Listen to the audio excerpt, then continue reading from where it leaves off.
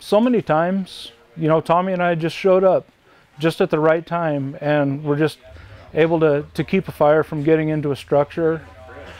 As early as a week and a half ago up on Boot Lane, we arrived just in time to catch a fire before it got to a mobile home, and it burned within about 3 inches of it. And I don't think we even had to talk. You know, we just saw it, called on scene on the radio, said we'd be in structure protection, and we went to work and got the house secured just within a couple of minutes. So it was pretty awesome. It was good. I was glad that I mean, to go out on a high note like that with him, you know, on a good call where we worked hard and we knew we really made a difference, was pretty awesome. Be my third call out with him driving the tender, and he's like, "Chris, you're driving." I'm like, "Okay." I look over and here's Tommy hanging out the window, yelling at the guys to tell them to move out of our way because we're going to a fire. And every time he did that, I was looking over going, oh my God, I'm gonna have to buckle him in every dang time. Then one call, I was sitting here at the station, and he's like, and I was like, okay, yeah. And next thing I know, HP or the deputy said, Tommy, are you trying to, 305, are you trying to fill your tags already before hunting season? And it was the night before opening day. And he got back, I was like, yeah, he tried to fill it, and guess what? Some of the deer didn't make it.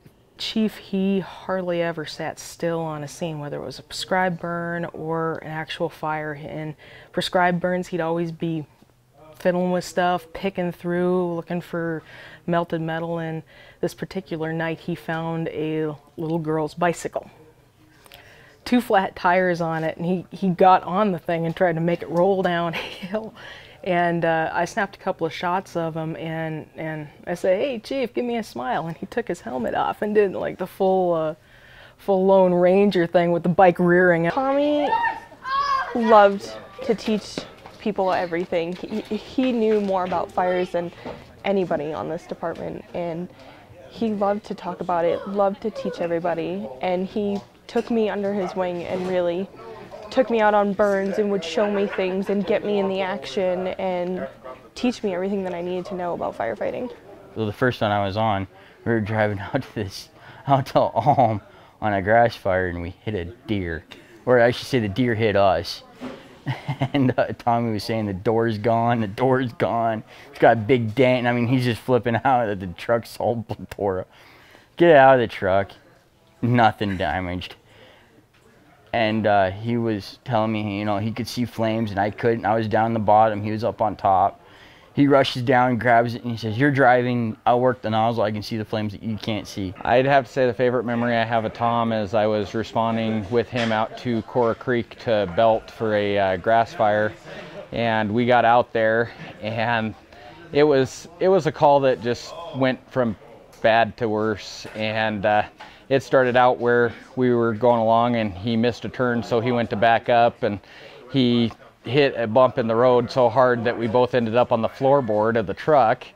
And so after we had collected ourselves from that, we were out fighting the fire, and there were several hay bales that were in the burning inside the black perimeter, but they were close to the perimeter, and Tommy didn't want them to get out into the unburned grass. So these are big 1-ton round bales. So Tommy looks at me and he goes, hold on, I'm gonna do something stupid. And he takes the truck and he just rams the front of the truck into the bale to push it back further into the burned area.